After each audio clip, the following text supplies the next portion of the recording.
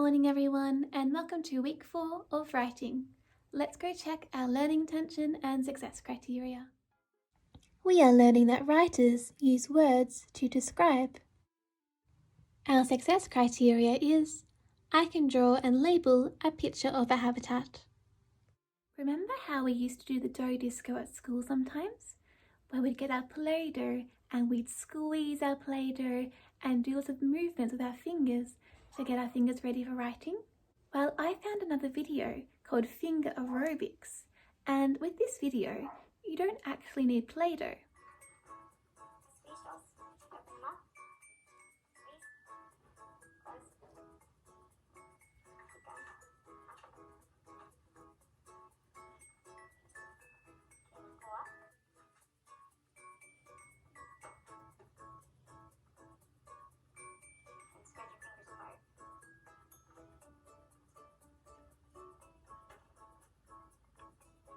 I'll put the link on our webpage so that you can have a go at home. This week in writing, we're focusing on describing words. Have you ever heard of a describing word before? Do you know what it might mean?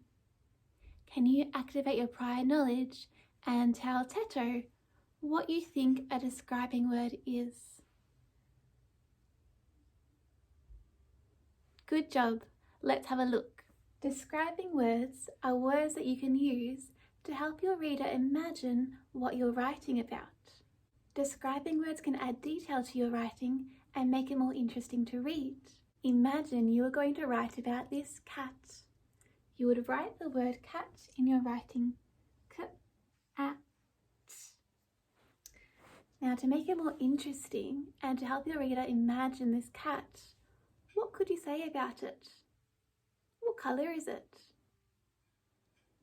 Orange and white. So you might write the orange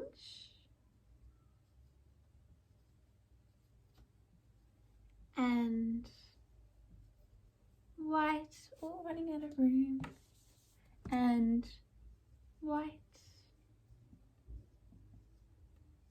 cat. The orange and white cat. You have added describing words to describe the cat. What else could you say about it? Is it fluffy? Yes? Is it a bit cute? I think so. Let's write the fluffy and cute cat. The fluffy, and cute cat. So those words, fluffy and cute, are describing our cat. They are describing words.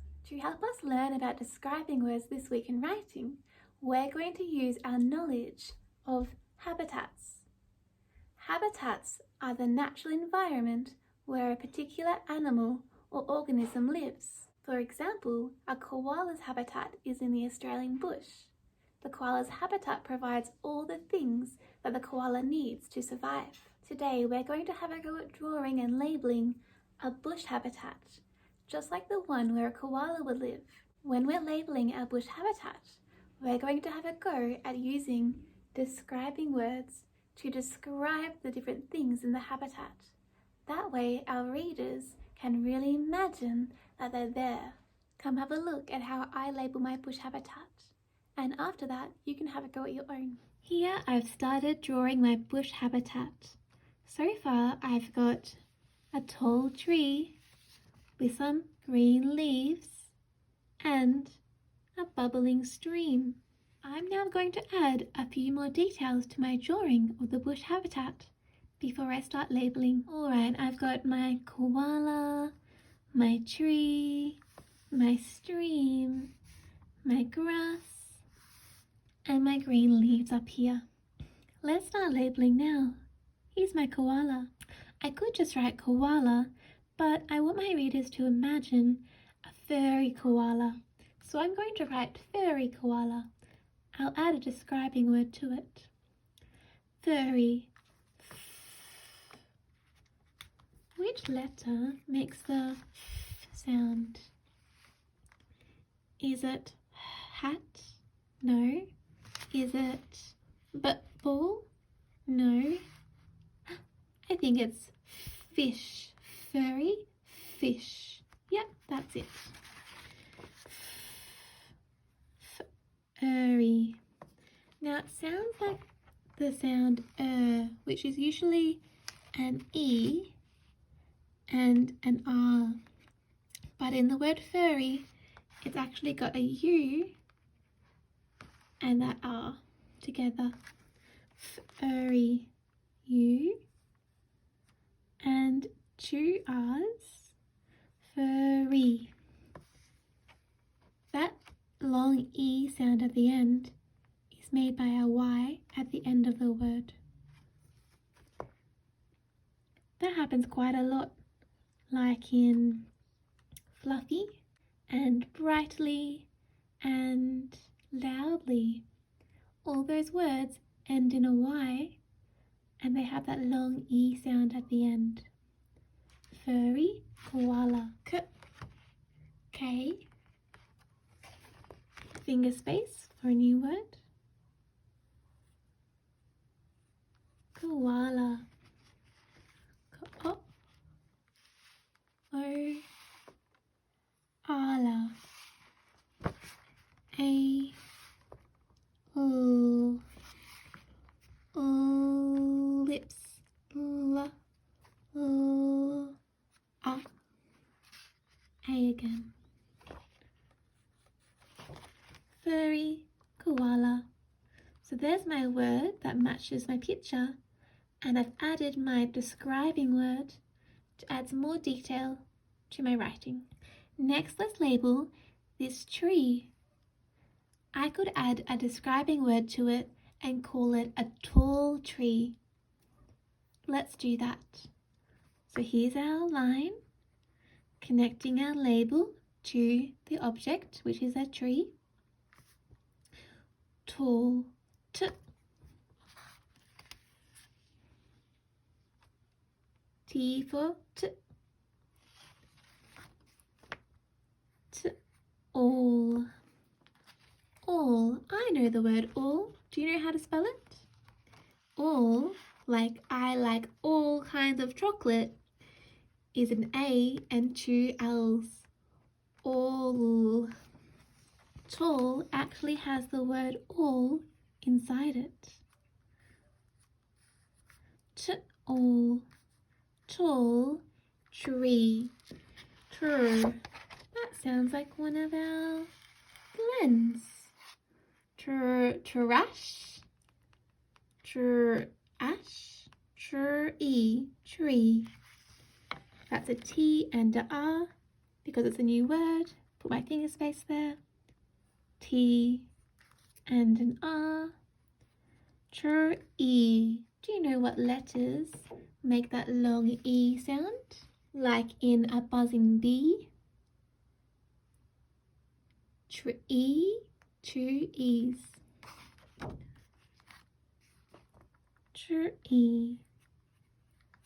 Tall tree. Next, let's label this stream over here. I'm imagining being this habitat, and I'm imagining listening to the sound of the stream as it goes past. I can hear a bubbling sound. I'm going to call it a bubbling stream.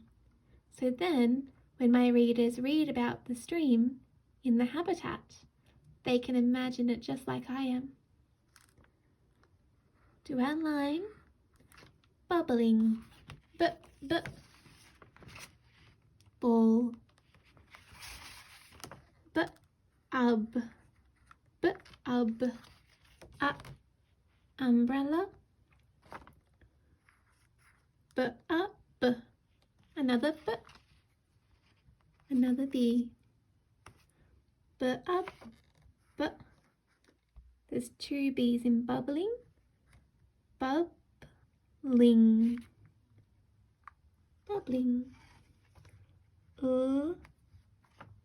Ing.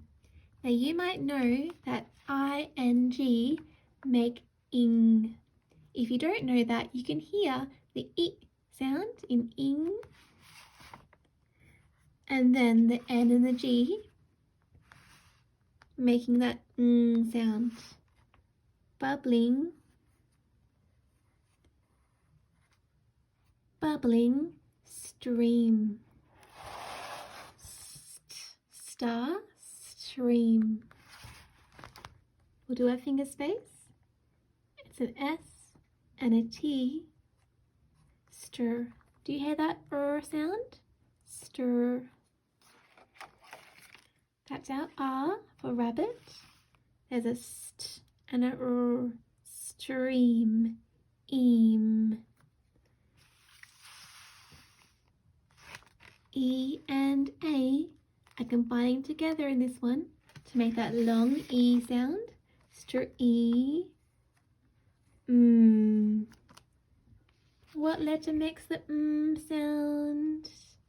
Is it for numbers? Similar, but not quite. It's for monkey. This one is this one is stream.